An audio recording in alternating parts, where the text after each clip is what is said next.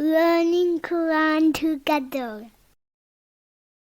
बिस्मिल्लाह अल्हम्दुलिल्लाह वस्सलातु वस्सलामु अला रसूलिल्लाह। सूरह यूसुफ आयत 21। वक़ाला और कहा अल्लज़िश्तराहु मिन मिस्र, जिसने खरीदा था उसे मिस्र से, लिम्राअतिही अपनी बीवी से, अक्रिमी बाइज़्ज़त रखो, मसवाहु इसकी रिहाइश, असा अन यनफ़अना उम्मीद है कि वो हमें फ़ायदा दे, औ नत्तख़िज़हु वलदा या हम उसे बेटा बना लें। काफ़िला जब मिस्र पहुंचा तो उन्होंने यूसुफ अलैहिस्सलाम को फ़रोख्त कर दिया। अजीज़ मिस्र ने उन्हें ख़रीद लिया। अल्लाह ताला के इल्ताफ़ बेपाया का जिक्र है कि उसने खरीदार यूसुफ अलैहिस्सलाम के दिल में आपकी मोहब्बत पैदा कर दी। उसने आपकी दरख्शां पेशानी से सादिब झलकते देखकर समझ लिया कि ये कोई बड़ा आदमी बनने वाला है और हमारे हक में ये इंतहाई बाबरकत साबित होगा। खरीदार यूसुफ अलैहिस्सलाम अजीज़ मिस्र वज़ीर ख़जाना था। इब्ने कसीर। अजीज़ मिस्र ने अपनी बीवी से यूसुफ अलैहिस्सलाम के बारे में वसीयत करते हुए कहा कि इसकी रिहाइश को बाइज़्ज़त रखो, उम्मीद है वो हमें फ़ायदा दे या हम उसे बेटा बना लें, यानी या तो हम गुलाम जैसा फ़ायदा उठाएंगे कि खिदमत लेंगे या बेटा बना लेंगे और नफा उठाएंगे। उसने यह बात इसलिए कही कि उसके यहाँ औलाद नहीं थी। व कज़ालिका मक्कन्ना यूसुफ़ा फिल अर्दी,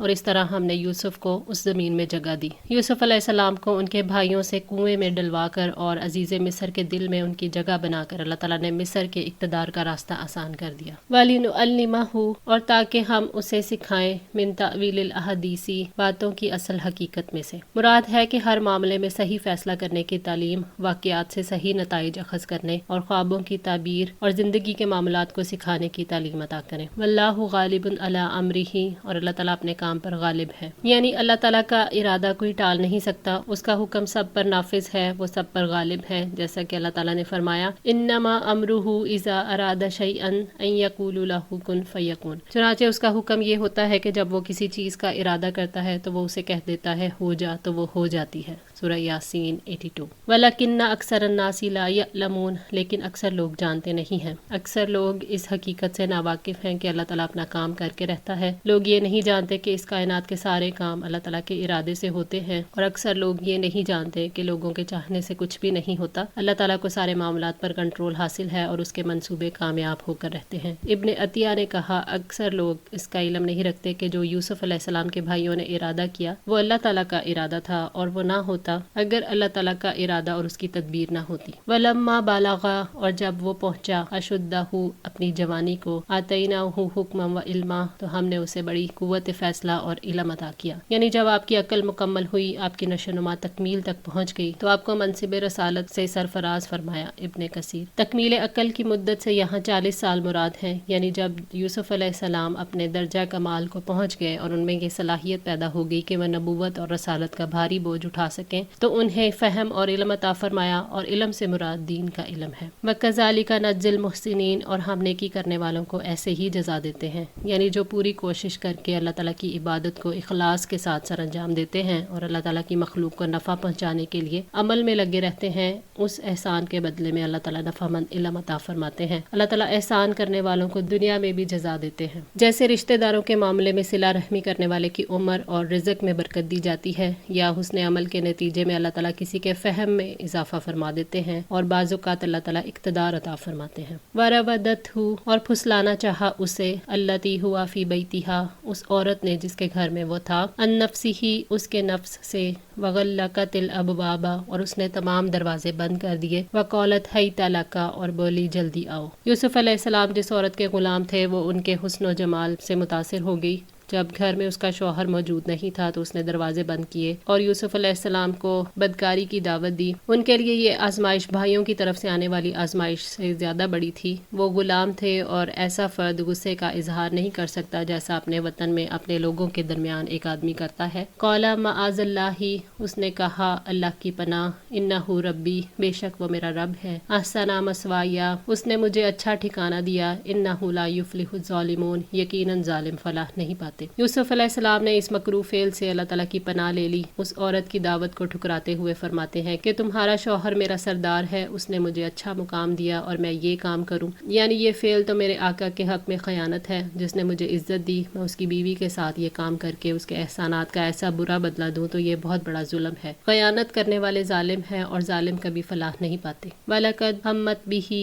और बिलाशुबा यकीनन उस औरत ने उसका इरादा किया, वह हम्मा बिहा, और वो इरादा कर लेता اس کا لولا ان رأى برہان ربہ، اگر اس نے اپنے رب کی روشن دلیل نہ دیکھ لی ہوتی۔ اس آیت میں یوسف علیہ السلام کی پاک دامنی کا بیان ہے۔ آپ اس کا ارادہ کر لیتے اگر اپنے رب کی نشانی نہ دیکھتے، مگر چونکہ آپ نے رب کی نشانی دیکھ لی تھی اس لیے آپ نے ارادہ نہیں فرمایا۔ ابن کثیر۔ برہان سے مراد دین کا علم، ایمان اور خشیت الہی ہے۔ ایمان ہی وہ حق کی برہان تھا جو یوسف علیہ السلام سے اللہ تعالیٰ کے احکامات کی اطاعت اور ان کے روکے ہوئے کاموں سے روکتا تھا۔ کذالک لنصرف عنہ السوء والفحشاء، ایسا ہی ہوا تھا کہ ہم اسے بدی اور بے حیائی کو ہٹا دیں۔ انہ من عبادنا المخلصین، یقیناً وہ ہمارے خالص کیے ہوئے بندوں میں سے تھا۔ یعنی جس طرح ہم نے یوسف علیہ السلام کو اس گناہ سے بچایا، اسی طرح دیگر برائیوں سے بچانے میں بھی مدد کرتے رہے اور انہیں ہر طرح کی برائیوں سے روکتے رہے، کیونکہ وہ اللہ کے مخلص اور مختار بندے تھے۔ واستبق الباب، اور دونوں دروازے کی طرف دوڑے۔ وقدت قمیصہ، اور اس نے پھاڑ دی قمیض اس کی، من دبر، پیچھے سے، والفیا، اور ان دونوں نے پایا، سیدہا، اس کے آقا کو، لد الباب، دروازے کے پاس۔ یوسف علیہ السلام اس عورت سے خود کو بچانے کے لیے دروازے کی طرف تیزی سے بھاگے تاکہ اس سے بچ کر نکل جائیں۔ عزیز مصر کی بیوی بھی ان کے پیچھے بھاگی اور پیچھے سے ان کی قمیض کو پکڑ لیا اور اس کے کھینچنے کی وجہ سے قمیض پیچھے سے پھٹ گئی۔ جب وہ دونوں دروازے پر پہنچے تو انہوں نے دروازے پر عزیز مصر کو پایا۔ قالت، وہ بولی، ما جزاء، کیا سزا ہے، من ارادہ بأہلک سوءا، اس کی جس نے آپ کے گھر والی سے برائی کا ارادہ کیا، الا ان یسجن، سوائے اس کے کہ اسے قید کیا جائے، او عذاب علیم، یا دردناک سزا ہو۔ عزیز مصر کی بیوی نے ساری ذمہ داری ان کے اوپر ڈال دی اور جھوٹ گھڑ کر کہا کہ آپ کا غلام آپ کی بیوی کے ساتھ خیانت کرنا چاہتا تھا، تو ایسے شخص کی کیا سزا ہے جس نے آپ کی بیوی سے برائی کی، وہ اپنے آپ کو بری ذمہ ثابت کرنا چاہتی تھی، تو اس لیے بولی کہ یا تو اس کو سزا دیں کہ جیل خانے میں بھیج دیں یا پھر سخت سزا دی جائے۔ قالا، اس نے کہا، یا روادتنی، اسی نے پھسلانا چاہا مجھے، ان نفسی، میرے نفس سے۔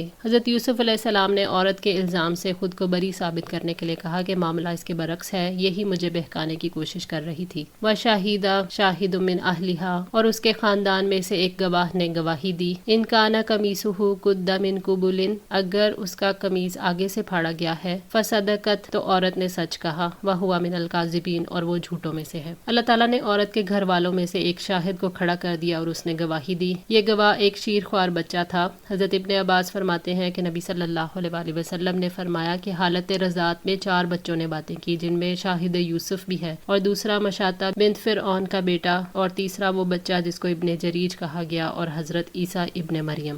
ابن جریر۔ گواہ نے کہا کہ اگر قمیض آگے سے پھٹی ہو تو اس کا مطلب ہے کہ مرد قصوروار ہے اور عورت دفاع کرنے والی ہے، لہٰذا وہ سچی اور مرد جھوٹا ہے، اور اس نے اپنے بچاؤ کی حالت میں آگے سے اس کا کرتا پھاڑا ہے۔ وَإِنْ كَانَ قَمِيصُهُ قُدَّ مِنْ دُبُرٍ، اور اگر اس کا قمیض پیچھے سے پھاڑا گیا ہے، فَكَذَبَتْ، تو اس عورت نے جھوٹ کہا، وَهُوَ مِنَ الصَّادِقِينَ، اور وہ سچے لوگوں میں سے ہے۔ گواہ نے کہا کہ اگر قمیض پیچھے سے پھٹی ہے تو اس کا مطلب یہ ہے کہ یوسف علیہ السلام بھاگ رہے تھے اور یہ عورت پکڑ کر کھینچ رہی تھی، لہٰذا عورت جھوٹی ہے اور یوسف علیہ السلام سچے ہیں۔ فَلَمَّا رَأَىٰ قَمِيصَهُ، تو جب اس نے دیکھا اس کی قمیض کو، قُدَّ مِن دُبُرٍ، پھاڑی گئی ہے پیچھے سے، قَالَ إِنَّهُ مِن كَيْدِكُنَّ، اس نے کہا بے شک یہ تمہاری چال میں سے ہے، إِنَّ كَيْدَكُنَّ عظیم، بلا شبہ تم عورتوں کی چال بہت ہی بڑی ہے۔ قمیض کو دیکھ کر ثابت ہو گیا کہ عورت نے ورگلانے کی کوشش کی ہے، لیکن عزیز مصر نے اس کو عورتوں کی چال قرار دے کر نظر انداز کرنے کی کوشش کی، اور اس نے یہ بات اس لیے کہی تھی کہ یہ محض ایک فریب ہے، اور یقیناً عورتوں کا فریب بہت بڑا ہوتا ہے۔ عزیز مصر نے یہ بات اپنی بیوی کی بری حرکت دیکھ کر کہی۔ حضرت ابو سعید خدری رضی اللہ تعالیٰ عنہ سے روایت ہے کہ نبی صلی اللہ علیہ وآلہ وسلم عید الاضحیٰ یا عید الفطر میں عیدگاہ تشریف لے گئے اور فرمایا، اے عورتوں کی جماعت صدقہ کرو، کیونکہ میں نے جہنم میں زیادہ تم ہی کو دیکھا ہے۔ انہوں نے کہا، یا رسول اللہ ایسا کیوں ہے؟ آپ نے فرمایا کہ تم لعن طعن بہت کرتی ہو اور شوہر کی ناشکری کرتی ہو، باوجود عقل اور دین میں ناقص ہونے کے میں نے تم سے زیادہ کسی کو بھی ایک عقل مند اور تجربہ کار آدمی کو دیوانہ بنا دینے والا نہیں دیکھا۔ صحیح بخاری 304۔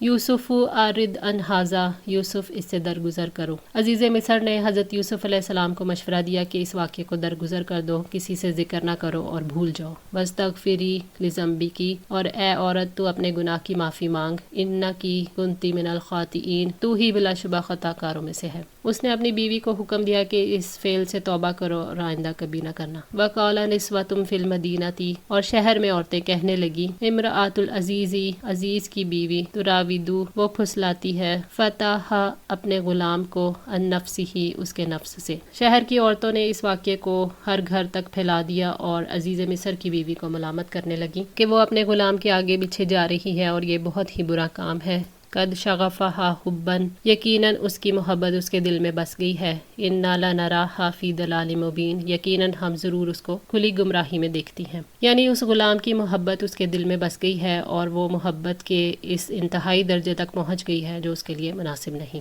آج کے لیے اتنا ہی۔ دعا ہے اللہ تعالی ہماری اس کوشش کو قبول فرمائے، ہماری غلطیوں کوتاہیوں کو معاف فرما کر ہماری اصلاح فرمائے۔ جزاکم اللہ خیر، والسلام علیکم ورحمۃ اللہ وبرکاتہ۔